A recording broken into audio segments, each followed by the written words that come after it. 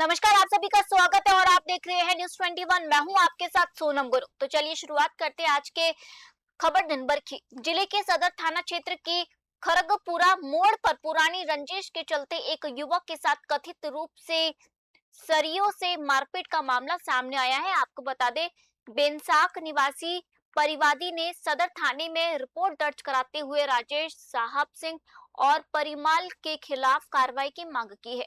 शिकायत के अनुसार उसका पुत्र मयंक मोटरसाइकिल से जाटोली जा रहा था, तभी आरोपियों ने उसका रास्ता रोक लिया। आरोप है कि करीब 8 दिन पहले हुई कहासुनी की रंजिश को लेकर तीनों ने सरियों से हमला कर मयंक को गंभीर रूप से घायल कर दिया।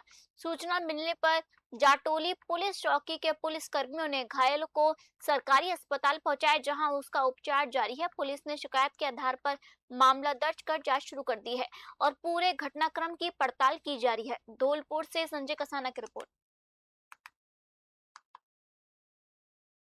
जिले की अंगाई थाना पुलिस ने अवैध खनन के खिलाफ बड़ी कार्रवाई करते हुए अवैध पत्थर ब्लॉकों से भरी एक ट्रैक्टर ट्रॉली जब्त कर चालक को गिरफ्तार किया। पुलिस अधीक्षक विकास सांगवन के निर्देश पर चलाए जा रहे अभियान के तहत चिलाचौंद टोल प्लाजा के पास नाकाबंदी के दौरान थाना प्रभारी कृपाल सिंह के नेतृत्व में पुलिस टीम ने संदिग्ध वाहन को रोककर जांच शुरू कर दी है। जांच में ट्रैक्टर ट्रॉली में बिना वैध दस्तावेजों के पत्थर के ब्लॉक परिवहन किए जाने की पुष्टि होने पर वाहन जब्त कर चालक नरेंद्र कुमार मीणा निवासी मुंडपुरा थाना अंगाई को मौके से गिरफ्तार कर लिया गया है। पुलिस ने आरोपी के खिलाफ संबंधित धाराओं में मामला दर्ज कर आगे की कार्रवाई शुरू कर दी है। पुलिस का कहना है कि जिले में अवैध खनन और खनिजों के अवैध परिवहन के खिलाफ अभियान लगातार जारी रहेगा तथा कानून का उल्लंघन करने वालों के विरुद्ध सख्त कार्रवाई की जाएगी। धौलपुर से संजय कसाना की रिपोर्ट। आमजन को गुणवत्तापूर्ण और किफायती दवाइयां उपलब्ध कराने के उद्देश्य से संचालित जन औषधि केंद्र फुलिया कला ने अपनी सेवाओं के सफल 3 वर्ष पूरे कर लिए हैं। इस अवसर पर केंद्र संचालक आशीष लड़ा ने क्षेत्रवासियों, ग्राहकों और शुभ चिंतकों का आभार व्यक्त किया है। उन्होंने बताया कि पिछले 3 वर्षों में केंद्र के माध्यम से हजारों मरीजों को ब्रांडेड दवाओं के समान गुणवत्ता वाली जेनेरिक दवाई कम कीमत पर उपलब्ध कराई गई, जिससे लोगों के उपचार का खर्च काफी कम हुआ। केंद्र पर विभिन्न प्रकार की दवाओं के साथ प्रोटीन सप्लीमेंट, महिला स्वास्थ्य उत्पाद, मधुमेह देखभाल सामग्री तथा स्किन और हेयर केयर उत्पाद भी उपलब्ध है। आशीष ने कहा कि प्रधानमंत्री भारतीय जन औषधि परियोजना का उद्देश्य आमजन तक सस्ती और गुणवत्तापूर्ण दवाइयां पहुंचाना तथा केंद्र भविष्य में भी बेहतर स्वास्थ्य सेवाएं उपलब्ध कराने के लिए पूरी प्रतिबद्धता के साथ कार्य कराता रहेगा। शाहपुरा से द्वारका प्रसाद की रिपोर्ट। जिले की नौहर थाना पुलिस ने दिनदहाड़े घर में हुए चोरी की वारदात का खुलासा करते हुए एक महिला सहित 2 आरोपियों को गिरफ्तार किया है। पुलिस ने आरोपियों के कब्जे से करीब 22 तोला सोने के आभूषण और 2 किलो 170 ग्राम चांदी के आभूषण बरामद किए हैं। पुलिस के अनुसार 25 जुलाई को नौहर निवासी एक महिला ने घर में चोरी की रिपोर्ट दर्ज कराई थी। मामले की गंभीरता को देखते हुए पुलिस अधीक्षक बी आदित्य के निर्देशन में विशेष टीम गठित की गई। तकनीकी साक्ष्य और सीसीटीवी फुटेज के आधार पर दोनों आरोपियों की पहचान कर उन्हें गिरफ्तार किया गया। जांच में सामने आया कि गिरफ्तार महिला आरोपी पीड़िता की करीबी रिश्तेदार है, जिसने इस पहचान का फायदा उठाकर अपने साथी के साथ मिलकर चोरी की वारदात को अंजाम दिया। पुलिस दोनों आरोपियों से पूछताछ कर रही है और ये भी पता लगाया जा रहा है कि वे अन्य वारदातों में भी शामिल रहे या नहीं। मामले की जांच जारी है। हनुमानगढ़ से ब्यूरो रिपोर्ट। 25/7/2026 को कस्बा नौहर में सलमा, एक जो सरकारी अध्यापिका है, उसके घर में सोने और चांदी के आभूषणों की चोरी हुई थी। श्रीमान एसपी साहब, बी आदित्य साहब हनुमानगढ़ और Shrimati Geeta ji Choudhary additional SP sector Nohar तथा सुभाष चंद्र जी पूनिया सीओ नौहर ने अपने निकटतम सुपरविजन में पुलिस थाना नौहर व डीएसटी सेक्टर नौहर की विशेष टीमों का गठन किया गया था तथा पुलिस ने तकनीकी और मानवीय सूचना के आधार पर जो है वो इस चोरी का पर्दाफाश करते हुए 2 मुलजिमों की गिरफ्तारी की गई है। एक तो है खुदा बख्श पुत्र नवाब खान जोइया जो कि चकचार के एसएलए बिद्वाल, पुलिस थाना राजियासर, जिला श्रीगंगानगर का रहने वाला है, तथा उसके साथ ही परिवादिया की सगी भाभी समीम उर्फ सुमन पत्नी साजिद खान, जो कि उसके परिवादिया के पड़ोस में ही रहती है, इन दोनों को गिरफ्तार किया गया है। दोनों से करीबन चोरीशुदा संपूर्ण जो माल है 22 तोला सोने के आभूषण और 2 किलो 170 ग्राम चांदी के आभूषण है, उनकी बरामदगी कर ली गई। बढ़ते अगली खबर की ओर। प्रदेश सरकार की ओर से विभिन्न विभागों की सेवाएं एक ही स्थान पर उपलब्ध कराने के उद्देश्य से आयोजित शहरी सेवा शिविरों में अव्यवस्थाओं के आरोप सामने आए हैं। वार्ड 1 से 60 तक लगाए गए शिविरों में कई विभागों के अधिकारी और कर्मचारी कथित रूप से अनुपस्थित रहे, जिससे अपनी समस्याओं के समाधान के लिए पहुंचे लोगों को निराश होकर लौटना पड़ा। नगर परिषद परिसर में आयोजित शिविर के दौरान कई विभागों के स्टॉल खाली मिलने पर लोगों ने नाराजगी जताई। आमजन का कहना है कि सरकार की मंशा सरकारी दफ्तरों के चक्कर कम कराने की है, लेकिन संबंधित अधिकारियों की अनुपस्थिति से शिविर का उद्देश्य पूरा नहीं हो पा रहा है। स्थानीय नागरिकों ने जिला प्रशासन से शिविरों की नियमित मॉनिटरिंग करने, सभी विभागों की अनिवार्य उपस्थिति सुनिश्चित करने और आमजन को समयबद्ध सेवाएं उपलब्ध कराने की मांग की है, ताकि ऐसे शिविर वास्तव में लोगों के लिए राहत का माध्यम बन सके। धौलपुर से संजय कसाना की रिपोर्ट। दोबारा हाँ, तो आज मैं यहाँ नगर परिषद धौलपुर में आया किसी काम को लेकर के शिविर में। हमारे मुख्यमंत्री जी ने राजस्थान में, संपूर्ण राजस्थान में इस शिविर आयोजित किए गए हैं। वो इसलिए किए गए कि लोग इधर उधर भागने के बजाय एक जगह मिल जाए सारे अधिकारी, जिससे उनको परेशान ना हो, इसलिए शिविर लगाए जाते हैं। लेकिन मैं यहाँ धौलपुर आया, नगर परिषद धौलपुर में, यहाँ एक भी सारी सीटें खाली मिली, कोई भी अधिकारी कोई भी कर्मचारी नहीं मिला। ये हमारे लिए बहुत सोचनीय का विषय है।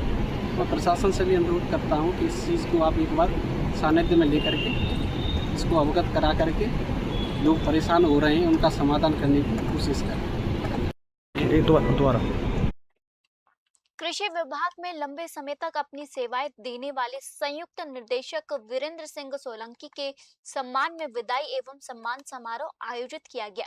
विभागीय अधिकारियों और कर्मचारियों ने उनके कार्यकाल की सराहना करते हुए उज्जवल भविष्य की कामना की। कृषि विभाग ने वर्षों तक ईमानदारी, निष्ठा और समर्पण के साथ सेवाएं देने वाले संयुक्त निर्देशक वीरेंद्र सिंह सोलंकी के सम्मान में भावभीनी समारोह आयोजित किया गया। कार्यक्रम में विभागीय अधिकारियों और कर्मचारियों ने उनके उत्कृष्ट कार्यों को याद करते हुए उन्हें सम्मानित भी किया तथा स्वास्थ्य, सुखमय और सफल जीवन के लिए शुभकामनाएं दी। समारोह में डिप्टी डायरेक्टर आत्मनिर्देश दिनेश बेरवा, कृषि अधिकारी कजौड़ गुज्जर, सहायक कृषि अधिकारी मनीष मीणा और बनेठा कृषि पर्यवेक्षक कैलाश मीणा सहित कई अधिकारी एवं कर्मचारी उपस्थित रहे। सभी ने श्री सोलंकी के कार्यकाल की सराहना करते हुए उनके सामाजिक, धार्मिक और आध्यात्मिक जीवन में निरंतर सक्रिय रहने की कामना की। समारोह का समापन आत्मीय विदाई और सम्मान के साथ हुआ। उनियारा से राजेश सिंह की रिपोर्ट। जिले के मनिया थाना क्षेत्र से एक दुखद घटना सामने आई है, जहां एक 30 वर्षीय महिला ने कथित तौर पर फांसी लगाकर आत्महत्या कर ली है। परिजनों ने पारिवारिक तनाव और पति के कथित प्रेम संबंधों को घटना की वजह बताया। पुलिस मामले के सभी पहलुओं की जांच कर रही है। सूचना मिलते ही मनिया थाना प्रभारी अनिल गौतम पुलिस टीम के साथ मौके पर पहुंचे और शव को कब्जे में लेकर पोस्टमार्टम के लिए मनिया अस्पताल की शव गृह में भिजवाया। मृतका अपने पीछे 2 बेटे और 1 बेटी छोड़ गई। परिजनों का आरोप है कि एक पति के किसी अन्य महिला से कथित प्रेम संबंध को लेकर लंबे समय से परिवार में विवाद और मानसिक तनाव बढ़ा हुआ था, जिससे परेशान होकर वर्मा ने ये कदम उठाया। पुलिस का कहना है कि पीहर पक्ष से प्राप्त होने वाली लिखित शिकायत के आधार पर आगे की कानूनी कार्रवाई की जाएगी। फिलहाल मामले की जांच सभी पहलुओं को ध्यान में रखकर की जा रही है। धौलपुर से संजय कसाना की बात। मेरी भतीजी हल्द्वापुरा में आई थी और क्या नाम था उनका? उनका बिरमा नाम था। हमें सूचना मिली आज सुबह 5 बजे पुलिस द्वारा गला घोंट करके और हाथी के फंदे पर लटकाई हुई पुलिस ने जाकर के देखा, फोटो भी किए, पुलिस लेकर के यहाँ आई है। सुखबीर को भी यहाँ पता नहीं बंद कर दिया है, कहाँ कर दिया है ये मालूम नहीं हमें। जब पुलिस ने सूचना करी है, जब हम मालूम करी है, जब मनिया थाने में आए हैं, तो अभी तक ना तो हमारी कोई कार्रवाई हुई। मैं निवेदन करता हूँ पुलिस प्रशासन से हमारी कानूनी कार्रवाई की जाए। क्या नाम है सर आपका? मेरा नाम है राम गोपाल कुशवा, राम करेरुआ। अच्छा, जो मृतक आए वो कौन लगती है आपकी? भतीजी लगती है तब। कितनी उम्र होगी उनकी? 30 से 35 साल की उम्र। और शादी कितने साल हो गए? 12 या 13 साल ऐसी। बच्चे? 2 बच्चे और 1 बच्ची। मेरी भतीजी। बढ़ते अगली खबर की ओर। तिजारा क्षेत्र के शाहबाद गांव में प्रशासन ने बड़ी कार्रवाई करते हुए वर्षों पुरानी सरकारी भूमि पर हुए अतिक्रमण को ध्वस्त कर दिया। इस कार्रवाई के बाद गांव में प्रस्तावित कम्युनिटी हेल्थ सेंटर यानी CHC के निर्माण का रास्ता साफ हो गया। तिजारा तहसीलदार कुलदीप सिंह के नेतृत्व में प्रशासन ने ग्राम शाहबाद स्थित सरकारी भूमि खसरा संख्या 989 पर करीब 12 वर्षों से किए गए लगभग 2 बीघा अतिक्रमण को हटाकर भूमि को कब्जा मुक्त कराया। प्रशासन का कहना है कि इस कार्रवाई से अब प्रस्तावित कम्युनिटी हेल्थ सेंटर के निर्माण में आ रही सबसे बड़ी बाधा दूर हो गई। कार्रवाई के दौरान सरपंच रामनिवास यादव, थाना प्रभारी राजस्व निरीक्षक पवन कुमार पटवारी, गरिमा यादव, सहायक विकास अधिकारी और ग्राम विकास अधिकारी और राजस्व विभाग की टीम मौके पर मौजूद रही।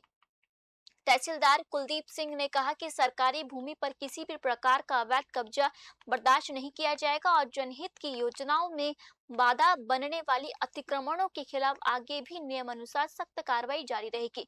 अलवर से प्रदीप गोयल की रिपोर्ट।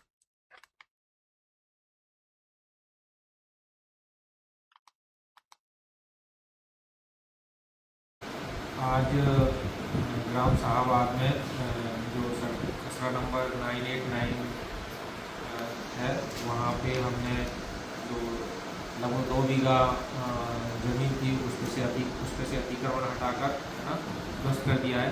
और यहाँ पर जो अतिक्रमणकारी थे उन्होंने लगभग 12 वर्षों से कब्जा कर रखा था। और इस कार्रवाई के साथ ही जो ज़मीन CHC के लिए आवंटित हुई थी उसका रास्ता साफ हो गया है। कार्रवाई के दौरान हमारे साथ शाहबाद सरपंच साहब, CI साहब, अपनी राजस्व टीम, पवन यादव, पटवारी जी, गरिमा मैडम और बाकी जनप्रतिनिधि मौजूद रहे। आपको स्पष्ट कर देना चाहता हूं कि सरकारी भूमि जनता की संपत्ति है और उस पर अवैध कब्जे किसी भी स्थिति में स्वीकार नहीं किए जाएंगे। जनहित के कार्यों में बाधा बनाने वाले अतिक्रमणकारियों को कानून के अनुसार हटाया जाएगा। बढ़ते अगली खबर क्या। नो वेडिंग जोन घोषित किए जाने के विरोध में सैकड़ों रेहड़ी, ठेला और पटरी विक्रेताओं ने जिला प्रशासन के खिलाफ आवाज बुलंद की। विक्रेताओं ने जिला कलेक्टर के नाम ज्ञापन सौंपकर आदेश पर पुनर्विचार और वैकल्पिक वेडिंग जोन उपलब्ध कराने की मांग की है। धौलपुर जिले के गुलाब बाग चौराहे से सिंचाई विभाग कार्यालय तक वर्षों से फल, सब्जी और अन्य आवश्यक वस्तुओं का कारोबार करने वाले सैकड़ों ठेल, ढकेल एवं रेहड़ी पटरी विक्रेताओं ने जिला कलेक्टर के नाम ज्ञापन सौंपा। विक्रेताओं का कहना है कि नगर परिषद द्वारा इस मार्ग को नो वेडिंग जोन घोषित किए जाने से उनकी रोजी रोटी पर संकट आ गया है। उनका कहना है कि वे वर्षों से इसी स्थान पर व्यवसाय कर अपने परिवार का पालन पोषण कर रहे हैं और उनके पास आय का कोई दूसरा साधन नहीं है। विक्रेताओं ने बताया कि नगर परिषद वर्षों से उनसे निर्धारित शुल्क लेकर सरकारी रसीदें भी जारी करती रही है। ऐसे में बिना वैकल्पिक व्यवस्था के उन्हें हटाना उचित नहीं है। उन्होंने भरोसा दिलाया कि वे यातायात व्यवस्था बनाए रखने के लिए प्रशासन के सभी नियमों का पालन करेंगे। साथ ही आरोप लगाया गया कि बड़े वाहनों की अवैध पार्किंग और अस्थायी अतिक्रमण के बावजूद कार्रवाई का सबसे ज्यादा असर गरीब रेहड़ी पटरी विक्रेताओं पर पड़ रहा है।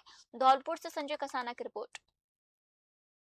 मेरा नाम अजय है। मैं गुलाबा पर ठेल लगाता हूँ। मैं ठेल नाले के ऊपर लगाता हूँ। नगर पालिका वाले ठेल नाले पर लगा नहीं दे रहे हैं और रोड पर टेम्पो वाले, बस वाले जाम लगा के रखे हैं और नगर पालिका हमें भगा दिए हैं। हाँ, राजू है सर। क्या वजह? सर समस्या ये है सर, हम करीबन 20 साल से तो 1995 से ठेला लगाते चले आ रहे हैं गुलाब बाग चौराहे से। जबकि किसी का मतलब कोई ठेला नहीं था और कोई भीड़ नहीं थी। जब से ठेला लगाते जाए और नाले पे हमेशा से लगाते चले जा रहे हैं सर। और जबकि हमारे 15 अगस्त के स्वतंत्रता दिवस समारोह को लेकर विजयनगर नगर पालिका प्रशासन ने तैयारियां तेज कर दी है। अधिशासी अधिकारी विकास कुमावत ने समीक्षा बैठक लेकर अधिकारियों को जिम्मेदारियां सौंपी और समयबद्ध तैयारियां पूरी करने के निर्देश दिए। अधिशासी अधिकारी विकास कुमावत की अध्यक्षता में आयोजित बैठक में ध्वजारोहण समारोह की रूपरेखा, शहर के विशेष साफ सफाई, प्रमुख मार्गों और सरकारी भवनों की सजावट, पेयजल व्यवस्था, यातायात समन्वय सहित विभिन्न व्यवस्थाओं पर विस्तार से चर्चा की गई। बैठक में सभी शाखा प्रभारियों को अलग अलग जिम्मेदारियां सौंपते हुए 15 अगस्त से पहले सभी तैयारियां हर हाल में पूरी करने के निर्देश दिए। अधिशासी अधिकारी ने कहा कि स्वतंत्रता दिवस राष्ट्र के सम्मान, गौरव और एकता का प्रतीक है, इसलिए तैयारियों में किसी भी प्रकार की लापरवाही बर्दाश्त नहीं की जाएगी। उन्होंने अधिकारियों और कर्मचारियों से आपसी समन्वय के साथ कार्य करते हुए समारोह को भव्य, अनुशासित और यादगार बनाने का आह्वान किया। विजयनगर से गौरव व्यास की रिपोर्ट।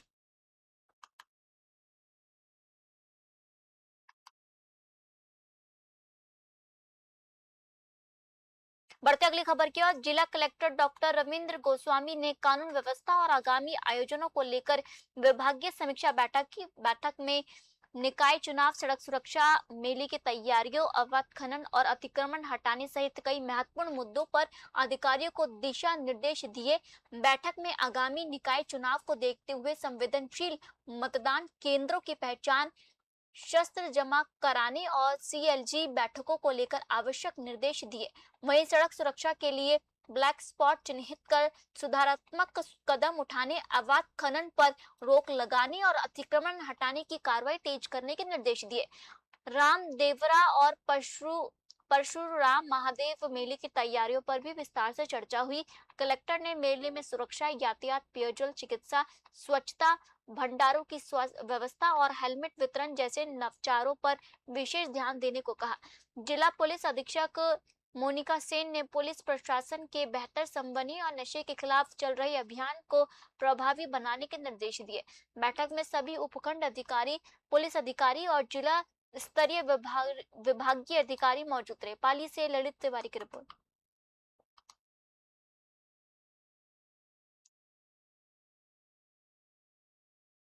कोटा ग्रामीण पुलिस ने बाइक चोरी के मामले में बड़ी सफलता हासिल की है। आपको बता दें, सांगोद थाना पुलिस और जिला विशेष टीम ने कार्रवाई करते हुए एक आरोपी को गिरफ्तार किया। आरोपी के कब्जे से चोरी की 5 मोटरसाइकिलें और सोने का मंगलसूत्र बरामद किया।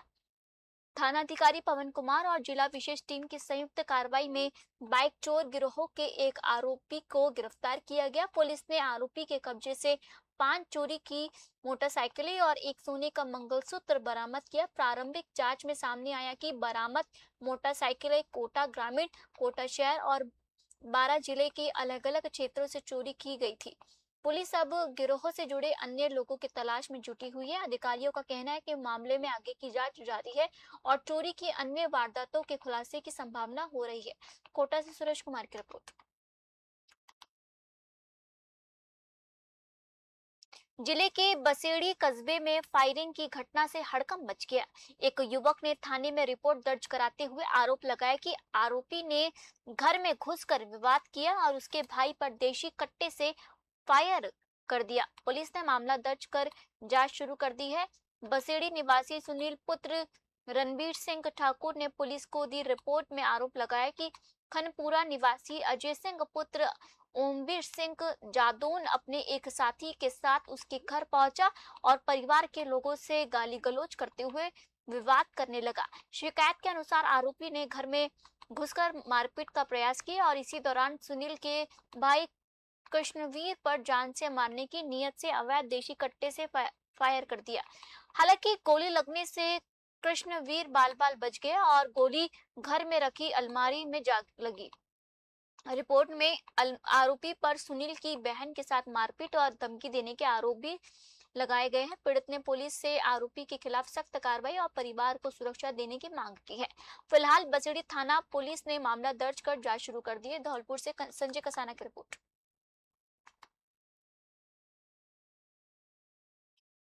शाम करीब 8 बजे से पहले मेरे पास फोन आता है मेरी बहन की ससुराल से, बहनोई फ़ोन पे थे और बुरी तरह गाली गलौज दे रहे थे।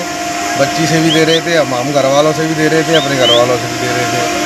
तो उस पर कहासुनी हुई और धमकी देने लग गया कि बच्ची को भी मारेंगे तो यही मार दूंगा, तेरा बाप आ रहा है अभी 10 मिनट में। करीब 8 बजे के आसपास मैं घर पहुंच गया इस डर के मारे, और घर जा कर के कुछ करीब 10 मिनट 15 मिनट बाद ये आया कि एक अज्ञात व्यक्ति के साथ में कट्टा लेकर के, और इसने घर पे फायरिंग कर दी जहाँ पे कमरे में मेरा छोटा भाई बैठा था। उसको जरा लगने से बच गया और वो गोली जा कर के अलमारी में लगी। उसके बाद ये गोली चला करके और अचानक से तेज़ करके बाइक भागा। आगे चल के बाइक इसकी रपट गई, बाइक खड़ी करके चालू करी, नहीं हुई तो गाड़ी छोड़ करके ये भाग गए। उसके बाद से फरार था। अब मैं अपनी बच्ची को घर जा कर के पुलिस वालों के साथ ले आया हूँ। मेरी जान को और मेरी बच्ची की जान को दोनों को खतरा है, बस यही बताना चाहता हूँ। काम करिए। जयपुर रेंज के डीआईजी कुंवर राष्ट्रदीप ने अलवर पहुंचकर वरिष्ठ पुलिस अधिकारियों के साथ क्राइम मीटिंग की। बैठक में जिले की कानून व्यवस्था, आगामी कांवड़ यात्रा, धार्मिक आयोजनों, संभावित निकाय चुनाव और साइबर अपराधों की रोकथाम को लेकर समीक्षा की गई। डीआईजी ने संवेदनशील क्षेत्रों में निगरानी बढ़ाने, अपराधियों पर सख्त कार्रवाई करने और आमजन में सुरक्षा का भरोसा बनाए रखने के निर्देश दिए। उन्होंने कहा कि कांवड़ यात्रा के दौरान सुरक्षा, यातायात व्यवस्था और पुलिस तैनाती पर विशेष ध्यान दिया जाएगा। साइबर अपराधों पर प्रभावी कार्रवाई के साथ जागरूकता अभियान जारी रखने के निर्देश भी दिए। डीआईजी ने अलवर पुलिस की कार्यप्रणाली की सराहना करते हुए अपराध नियंत्रण के लिए लगातार सक्रिय रहने का कहा है। अलवर से प्रदीप गोयल की रिपोर्ट।